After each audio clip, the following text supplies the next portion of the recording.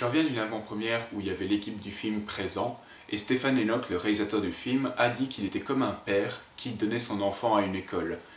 Ce n'était plus de son essor et il devait le laisser vivre par lui-même, et l'espérance de vie de ce film dépendrait entièrement du public. Je veux que ce film vive le plus longtemps possible en salle. Nous quatre racontons donc l'histoire de David qui apprend qu'il a une maladie et qu'il a besoin d'une greffe pour guérir, et en vient à la conclusion que seul son véritable père, qu'il ne connaît pas, pourra lui faire une greffe compatible. Il décide donc d'appeler 3 amis à lui qu'il avait perdu de vue mais que les circonstances lui donnent envie de revoir, et leur propose d'aller rencontrer son père avec eux. Et donc tout le reste du film, c'est un road movie où on suit ces 4 personnages, ces 4 anciens amis, qui évoluent au fur et à mesure de leur route, de leur chemin.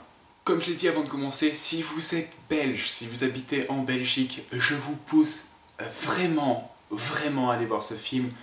Le film est très bon et comme je le dis, ça me ferait chier qu'il n'ait pas droit à vivre longtemps au cinéma. C'est un film qui mérite d'être vu, c'est vraiment un film très sympathique, très bien fait et très drôle.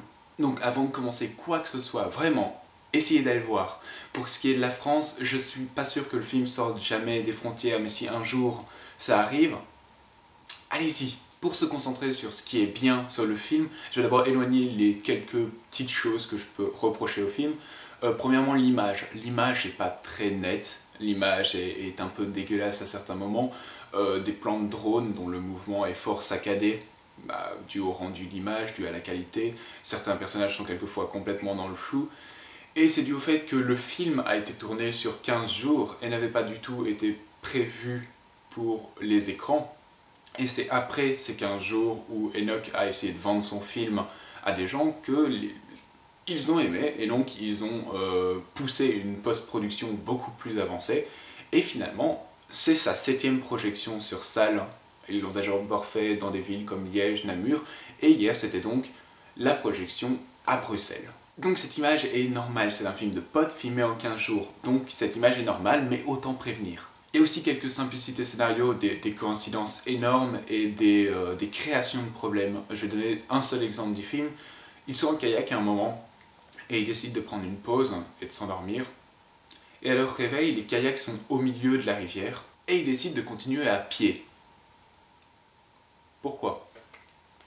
Les kayaks n'avaient pas l'air d'être si loin que ça, il suffit qu'il y en ait l'un d'eux qui se jette à l'eau, qui ramène les kayaks, et ils continuent leur route. Ils ont eux-mêmes dit que c'était beaucoup plus rapide par la rivière. Alors oui, peut-être qu'ils n'avaient pas envie de se mouiller, peut-être qu'ils n'avaient pas envie d'avoir froid, mais enfin, il y avait des solutions plutôt que de tourner la route et de marcher au lieu de reprendre les kayaks. Ce genre de création de problème arrive plusieurs fois où tu te dis juste « non, tu pourrais faire ça et ce serait fini ».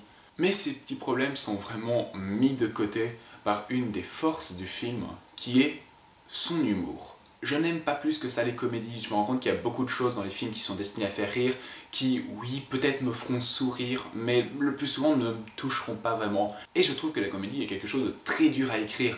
Vous pouvez avoir une idée que vous trouvez très drôle dans votre tête, l'écrire et déjà rien que là, ou alors en la lisant, se dire que non, c'est pas si terrible que ça, ou alors vous êtes tout à fait à fond dedans. Vous pouvez même tourner votre film en pensant que cette blague est excellente, et au final, personne dans votre salle ne trouve ça drôle. La comédie est très dure à écrire, et Stéphane Enoch a vraiment fait un très bon travail. Je ne me rappelle pas la dernière fois que je me suis autant bidonné dans une salle de cinéma. L'humour vient donc de cette bande de potes qui se sont perdus depuis un certain temps et qui ont certaines bagarres qui continuent à traîner dans leur relation. On a donc la femme qui sera donc la gardienne du groupe, la maman en quelque sorte. Elle est forte, elle est stoïque, elle se laisse pas marcher sur les pieds, mais elle a cette certaine convalescence de vouloir ramener tout le monde et de reformer ce groupe à 4. On a David qui se nourrit de ce voyage, qui en vient même à la fin du film à dire que c'était la meilleure chose qui lui est arrivée jusqu'à maintenant. Mais de loin, les meilleurs personnages sont à donner aux 2 derniers. On a un gars très gentil, un peu trop gentil même, à la limite d'être simplé, et qui essaie de tout voir de façon optimiste, et qui est un petit peu un télo, face à un gars très caractériel, très direct, qu'il faut pas faire chier du tout. Et c'est entre eux qu'il y a la plus grande relation de combat et de conflit, et c'est eux qui donne les meilleures scènes d'humour de tout le film. Mais le film n'est pas 1h40 de potes qui se clashent. Il y a forcément plusieurs moments de drame par rapport à la maladie de David.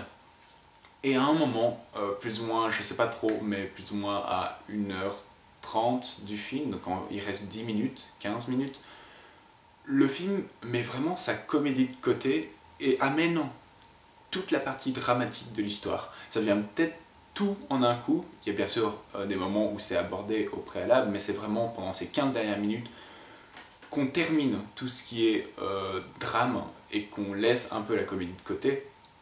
Et le film réussit aussi à faire ça. Il y a une relation très forte entre David et son père qui est montrée au début du film, pendant une conversation à côté d'une piscine, et qui est très bien écrite. C'est même dommage qu'on ne revienne pas sur ce père adoptif en fin de film, parce que j'avais envie de les revoir ensemble. Ça fait vraiment une très chouette connexion.